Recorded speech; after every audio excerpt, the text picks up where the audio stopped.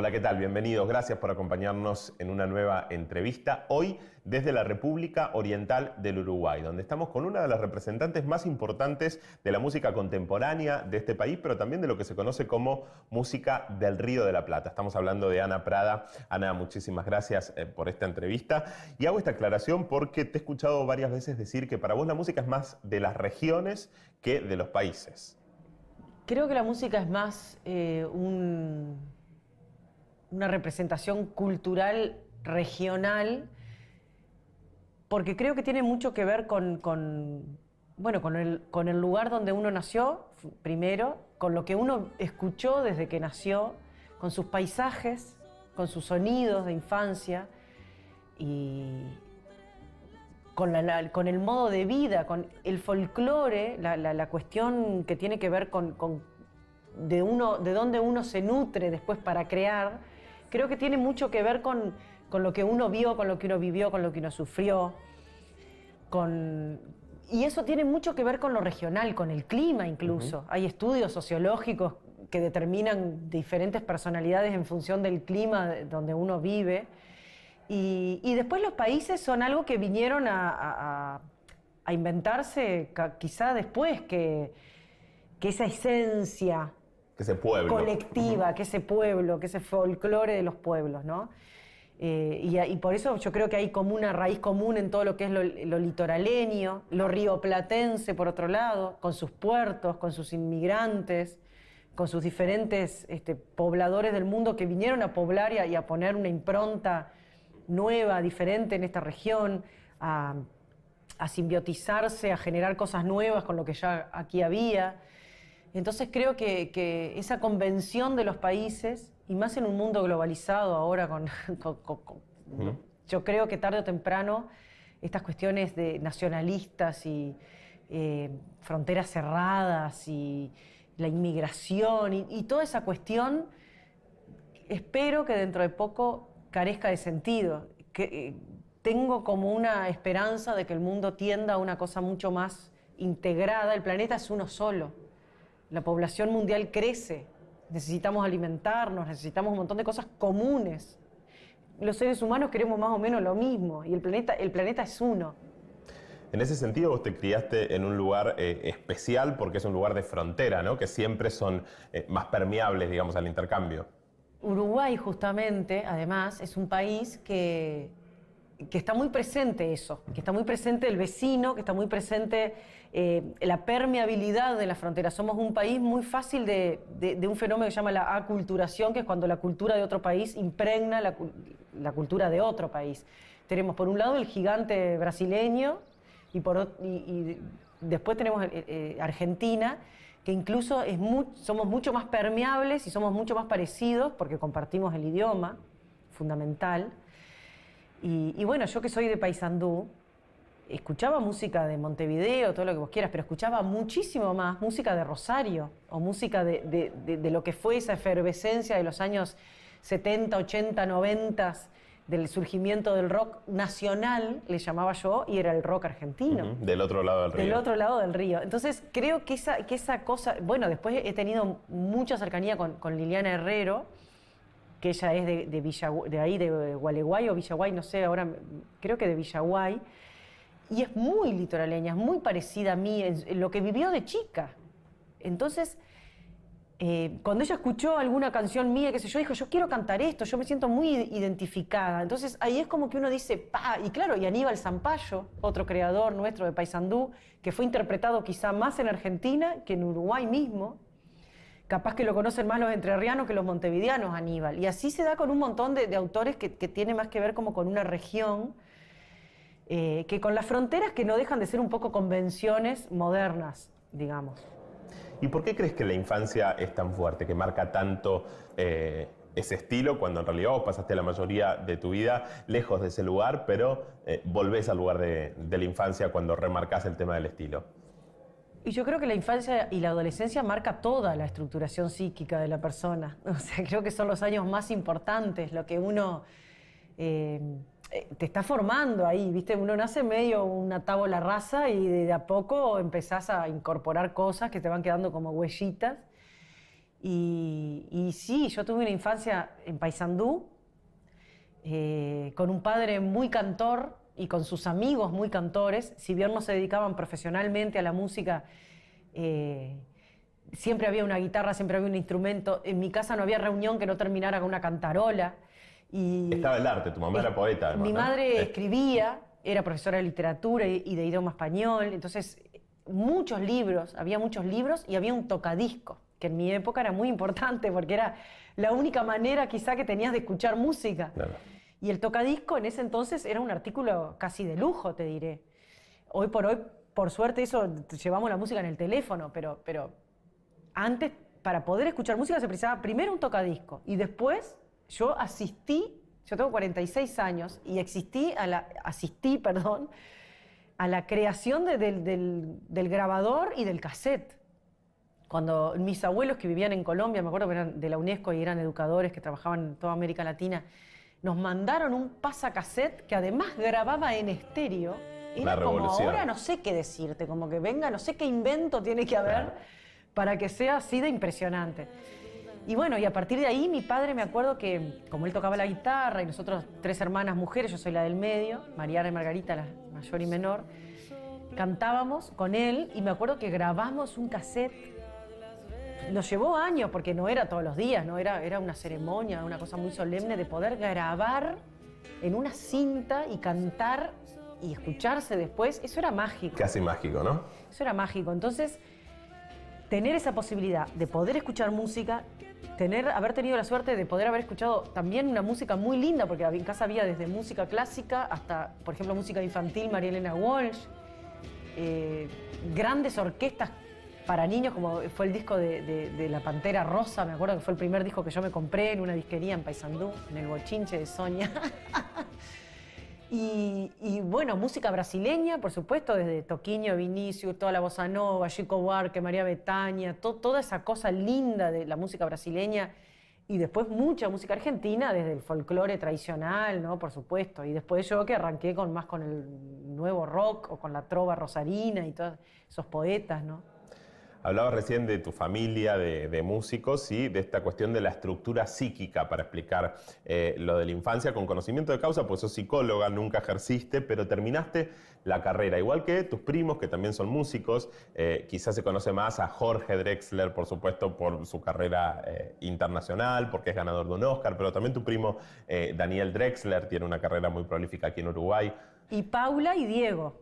Que también son músicos. Paula es concertista de piano, aunque después es odontóloga, y Diego, que también es músico y es arquitecto, y ellos son médicos en realidad. Y todos terminaron alguna otra carrera, ¿no? Paralelamente a la música. Ellos son médicos, vos sos psicóloga, ¿eso por qué? ¿Por elección, por mandato familiar? Y era un poco, nosotros veníamos de una familia, digamos, en mi caso por parte de padre, así como de, digamos, no sé, universitarios, y como que la herencia principal era poder ayudarnos a que estudiemos, a lograr poder ganarse la vida un poco mejor y además el conocimiento y la capacidad intelectual que te da poder estudiar algo, formarse, desarrollar capacidad crítica, todo lo que uno pueda estudiar. ¿Influye eso la profesión luego en la carrera musical? Absolutamente, ¿sí? Creo que influye muchísimo. Todo lo que uno pueda estudiar y aprender empieza a formar parte de uno y empieza a formar parte de cómo uno mira el mundo después. Cómo vos decodificás los continuos mensajes que te da la existencia misma, por irnos un poco así a filosofar barato, si se quiere. Es como que realmente lo que uno estudia termina siendo lo que uno es y cómo uno comprende las cosas. Quizás si yo hubiera sido más científica, más que humanista, porque la psicología es una carrera que forma parte de las humanidades, capaz si hubiera estudiado química o si hubiera estudiado medicina, sería quizás más metódica en mi manera de componer o en mi manera de interpretar las emociones de la existencia, del amor, el desamor, la tristeza, la alegría. Sos más volátil. Soy un poco... Trato de no psicologizar tanto, porque si no uno tiende a justificar lo injustificable ya. Hay un punto que uno tiene que poner un límite. Pero sí, creo que la psicología me ha dado una forma de ver y de verme y de interpretar la cosa desde ahí, desde ese ángulo. Después pasaste por varios proyectos colectivos hasta que llegó esta trilogía de discos solistas, que además son con canciones de tu autoría. Soy sola, soy pecadora y soy otra, con un hilo conductor. ¿Qué dice cada uno de estos discos de vos, de Ana Prada, y las distintas etapas que atravesaste? Y un poco eso, ¿no? Empezó siendo Soy sola para desmarcarme del trabajo grupal que venía haciendo años previos. O sea, yo empecé a componer después de grande, yo me autodenominaba intérprete. He tenido mucha gente que me ha acompañado en la vida y que ha confiado en mí mucho más que yo antes que yo. Y me veían como una capacidad de poder componer sin que yo me la creyera realmente. Y ahí cuando empezó a surgir las primeras canciones de Soy sola, con un montón de gente que me decía, mirá que están buenas estas canciones, dale, dale. Entre ellos Patricia Kramer, Carlos Casacuberta, mi propia familia también. Entonces, primero empezó Soy sola, porque era un dicho así como campero, las canciones tenían un aire folclórico, sin querer, no fue que yo quise componer desde ahí, me surgió naturalmente. Ahí es donde salió la infancia. Ahí salió la infancia, por eso ahí dije, ¿por qué uno en el momento de la creación más íntima y de hurgar en las emociones más primitivas de su ser, a mí me remitía a paisajes de infancia, ¿entendés? Yo estaba parada cantando una canción al lado del río Queguay, que no iba nunca más fui, solo de niña, ¿entendés? Entonces fue como una cosa de que ahí se me replanteó la cosa. ¿Por qué si yo estaba cantando otras cuestiones, vivía en Montevideo desde hace años, ¿por qué no hacía un candombe? ¿Por qué no hacía un candombe beat, una cosa más fusionada? ¿Por qué me remitía a esas milongas más esenciales para mí? Y bueno, si quería, cuando yo terminaba una canción llorando, realmente emocionada, que no me importaba, obviamente, lo que iba a pasar o no con esa canción, sino que funcionaba realmente como algo catártico para mí, era una cosa más bien folclórica. Y el nombre Soy sola me gustó mucho porque era como, se dice mucho en el campo, ay, yo soy sola, mija, esa cosa. Soy soltera, ¿no? Como de decir Claro. soy soltera o, ¿viste? ¿Y soy pecadora por qué? ¿Qué relación tenés vos con la religión? Quizás si hacemos una cuestión evolutiva desde el punto de vista psicológico de los tres discos, quizás Soy sola es más paisajes de infancia, aunque habla de problemas adultos, no de infancia. Es un disco que habla mucho de desamor y que habla de conflictos adultos, pero yo era como más inocente, más Soy sola, más la pradera, el campo, las fotos con luna llena de Matilde Campodónico, que sacó solo fotos con luz de luna, solamente, no hay iluminación artificial, nada. Fue un trabajo increíble de Matilde. Después Soy pecadora fue un poco más, acá estoy yo y pateo unos tarros. Más transgresor, ¿no? Incluso. Y transgredo, y ¿sabes qué? Y si quiero decir esto y lo digo, y lo digo y me la banco. Un poco así, más como una postura más adolescente, si querés, frente a la composición y frente a lo que van a decir Te preguntaba los qué demás. relación tenés con la religión, porque el pecadora surgió... Y el pecadora, yo vengo de una familia donde tenía una abuela cristiana, tengo parientes judíos, y mis abuelos, por parte de padre, mis padres absolutamente ateos militantes incluso. Y bueno, pero estamos todos inmersos en una cultura judeocristiana y todos, quieras o no, inconscientemente, más consciente o menos consciente, tenemos introyectados mandatos y culpas y un montón de cosas que hacen que nos comportemos, sobre todo las mujeres, que nos comportemos de una manera más culposa, más difícil de poder detectar nuestro propio deseo, defenderlo. Y estamos como asistiendo a un momento histórico donde la mujer está conquistando un montón de cosas, pero tampoco termina de abandonar la culpa. Y sobre todo cuando surgió ese disco Soy pecadora, quería un poco como mostrar eso, más que nada con esa canción. Después de esa canción surgieron otras, tipo Tu vestido y alguna otra del disco que ahora no me acuerdo, pero que toma esa temática, ¿no? Como hace el Tero, por ejemplo. Y me gustó para ponerle Soy pecadora porque venía Soy sola y dije, está divino ponerle Soy sola y Soy pecadora, y daba un jueguillo ahí medio para reírse. ¿Es machista la industria en Uruguay? Es machista el mundo, la existencia. Las leyes. Este planeta fue construido por la ley masculina. Las mujeres no tuvimos voz ni voto hasta hace relativamente poco en la historia, ¿no? Si lo tomamos en un contexto histórico.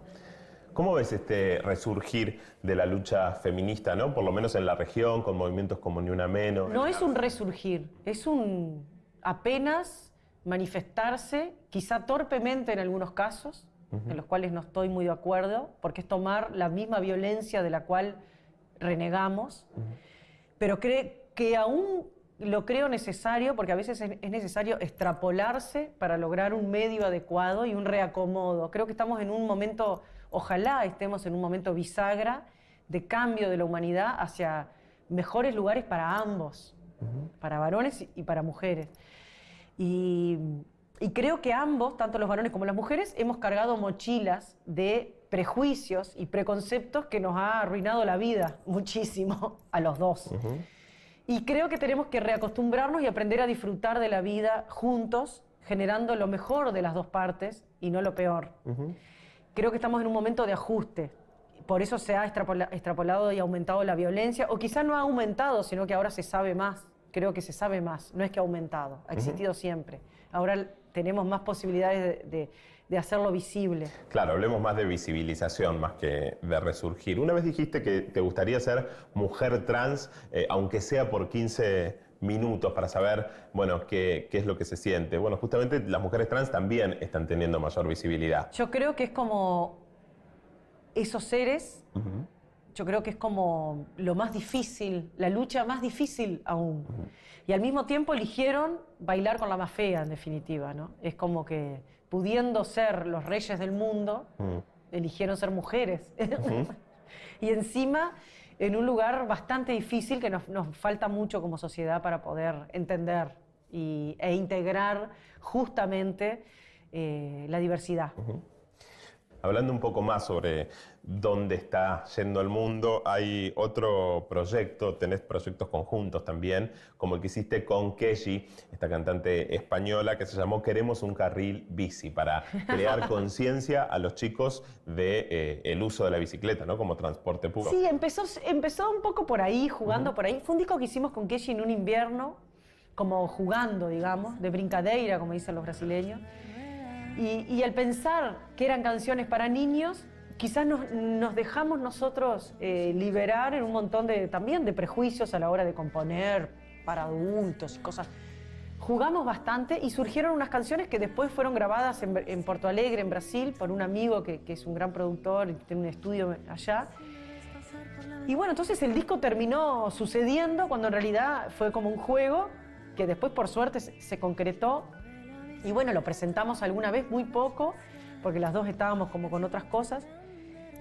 Y bueno, y ahí fue como eso, como fue hacer canciones no pensando, o sea, decir lo que generar. Hay una canción en ese disco que dice: me llamo Violeta, me llamo Violeta, soy un potrillo y me gusta un paseo. Y cuando lo grabamos en Brasil, vino gente y nos decía: ¿cómo traduzco esto? Porque se grabó en español y en portugués al mismo tiempo. ¿Cómo traduzco esto? Porque me llamo Violeta y es un potrillo. ¿E egua o e potrillo? Bueno, no, es un potrillo, yegua, no sé, no lo pensamos. Salió. Deja que los niños no lo piensen. ¿Qué importa? Porque ya le vamos... No hablemos más de esto. ¿Y qué te dejó esa experiencia con los chicos? Hablando además desde Uruguay, que es un país que ha cambiado, por ejemplo, su matriz energética por energías renovables y que todo eso implica un cambio cultural, un cambio de educación en las escuelas para los chicos. ¿Qué te dejó la experiencia directa con los niños? Y fue muy interesante. Las preguntas son de los padres, no son de los niños. Los niños les gustan las canciones, las bailan. Yo he tenido niñitas y niñitos chiquititos así que cantan Soy pecadora. ¿No te querés que entiendan lo que están cantando? Todo lo que le metemos después es de los grandes, no es de los niños. Entonces funcionan, porque funciona la melodía, funciona el ritmo, funciona la música, los colores, la energía que uno puede tirar desde arriba de un escenario. Y bailaban y cantaban y todo lo demás no importa. Otro dúo importante de tu carrera es Crema y Chocolate, con la cubana Yusa. Y justamente el título ese juega un poco con la diversidad. Por supuesto. ¿No es cierto? Con la diversidad étnica en un país como Uruguay, que tiene una comunidad importante afrodescendiente. ¿Qué te pasa cuando ves, por ejemplo, ahora en Estados Unidos que vuelve esta locura de la supremacía blanca, con actos reivindicativos de esto, con incluso actos de terrorismo doméstico como el que ocurrió recientemente? ¿Qué te pasa cuando ves eso?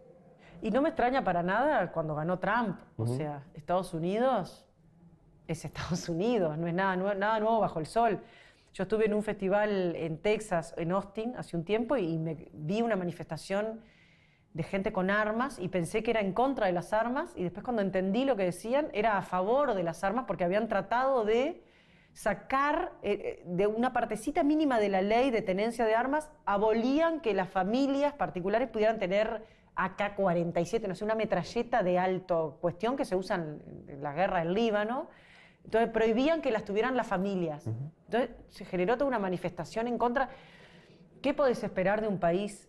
Me tomé varios ómnibus, colectivos, como dicen en Argentina, para trasladarme a la ciudad donde se trasladaba en Austin la gente que no tenía autos, o sea, la white trash, como le llaman ellos. Vi una cantidad de nazis, de gente rapada, con esvásticas tatuadas, una cuestión neonazi y derechista y así fascista, digamos, que me dio muchísimo miedo, la verdad. Y después ganó Trump y bueno, me viene como a confirmar algo que me da un miedo absoluto porque creo que los países son un invento y además países muy poderosos en manos de gente muy bélica, que pone en peligro no solo su gente y su país, sino el planeta entero, o sea, gente que evidentemente yo me sitúo en la antípoda de su pensamiento en todo, no solo con el racismo, que es una manifestación de un paquete. El racismo, la homofobia, la xenofobia, la carrera armamentista. Es como una cosa tan que yo pensé superada y tan antigua y tan prehistórica. Lo que pasa que es como un pensamiento medieval con la tecnología 2017. Ese es el peligro. ¿Y la región cómo la ves con estos avances y retrocesos también en ese sentido? Y lo veo con avances y retrocesos, lamentablemente. Lo veo como que Uruguay, yo puedo hablar más que nada de mi país, o sea, me cuesta un poco, por más que hay cosas que me duelen, y quiero mucho a la Argentina, quiero mucho al Brasil, y hubo un montón de conquistas con las cuales estuve muy de acuerdo y ahora temo que en eso retroceda.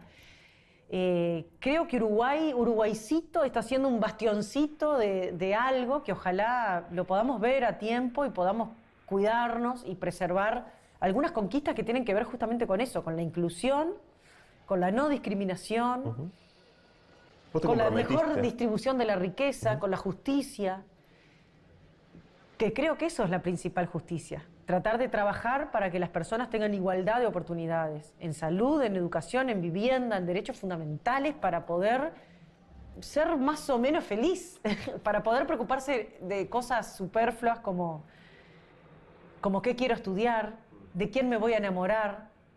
¿Entendés? Todos esos cuestionamientos burgueses que uno hace en las canciones, cuando uno mira la realidad del planeta y del mundo, decís, ¿qué estoy hablando? Estoy hablando a 4 de este planeta.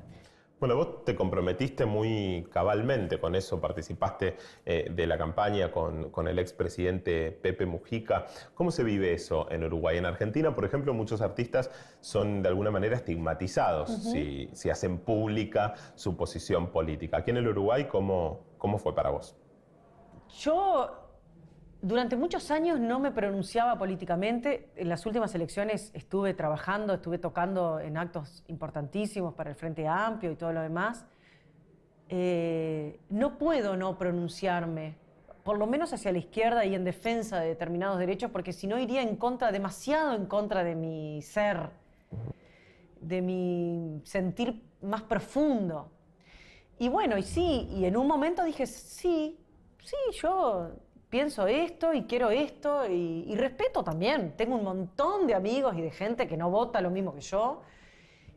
Y creo mucho en la discusión, en la democracia, en la cuestión, en el ejercicio del voto. Hoy estamos aquí en Agadu y estamos votando y es muy lindo votar. Y es muy lindo discutir y uno aprende también y aprende a reconocer errores, y aprende a reconocer lo que falta y lo que no se hizo bien y todo lo demás. Desde un respeto y desde un nivel crítico.